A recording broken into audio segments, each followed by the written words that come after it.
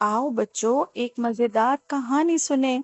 कहानी का नाम है चूहा और शेर। एक दफा का जिक्र है कि एक जंगल में एक शेर रहता था। एक दिन वो शेर सो रहा था कि अचानक एक चूहा वहां पर आ गया और शेर के बालों में घुसकर खेलने लगा। अचानक शेर की आंख खुल गई। उसने चूहे को पकड़ लिया। चूहा डर गया। वो शेर से मिन्नत करने लगा, मुझे छोड़ दो, मैं आइंदा ऐसा नहीं करूंगा। शेर को उस पर रहम आ गया। उसने चूहे को छोड़ दिया। चूहा जाते जाते शेर से कहने लगा, मैं इस एहसान का बदला जरूर दूंगा। शेर हंस पड़ा। एक दिन कुछ शिकारी जंगल में आ गए। उन्होंने जाल डाला और शेर को पकड़ लिया। वहां अचानक वही चूहा आ गया। उसने अपने दांतों से जाल को काट दिया।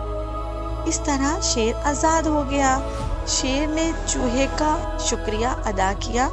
चूहे ने कहा, कोई बात नहीं, एक दिन आपने मेरी मदद की थी, आज मैंने आपकी मदद कर दी, इसमें शुक्रिया किस बात का।